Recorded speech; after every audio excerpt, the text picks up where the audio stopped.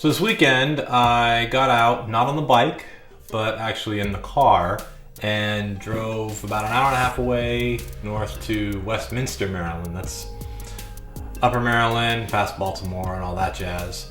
But I went to a swap. It was Stop, Swap, and Save, I think was the name of it. And this thing was huge. There were vendors everywhere. There were people everywhere. And it was kind of cool. It was like a huge swap meet for bikers. You had everything from road bikes and dirt bikes, tandem bikes, recumbent bikes. And not only were there vendors selling new things like clothing and wheels and gears and chains and stuff like that, but there were a lot of people selling a lot of old things. So if you were needing to find replacement parts for some of your older bikes, that was a great spot to be at. But one of the other things you could do there was sell a bike, or two or three, I guess.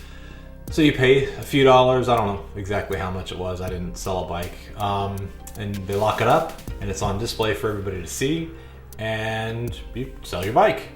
We walked in and the first thing we saw was a long line of people. That long line of people were trying to sell their bikes. And they had gotten so many people bringing in their bikes that they had stopped accepting more bikes. So it was on a one-to-one basis at that point. So someone had to sell a bike in order for them to bring in another bike to take its place. It was crazy.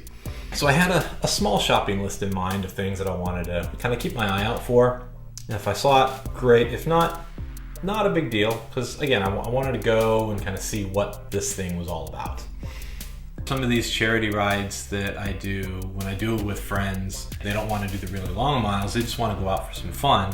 You know, so pulling out this old vintage bike, hopping on that thing I think it would be kind of cool. I thought about that a little too late, you know, after I was already there and didn't have any way to transport it home.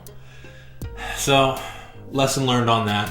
Keep your mind open about what you might see and what you might want to get and might want to do. It was still a really fun time. It was great to see those bikes there, and there were a few bikes that were just blew my mind. One was a bike from '66 with the, you know, nice big handlebars and the banana seat and the shifter. It was ridiculous. And then there was some really amazing pieces of art bikes that is just one of those things that I would want to hang on the wall and not take outside. I wouldn't want to get them dirty, get them scratched, anything. They were absolutely amazing to see. One of the things I was able to do was talk to a few of the vendors that were actually set up to talk about their charity rides that are coming up. The MS Chesapeake ride. It's a 2-day ride, 150 miles.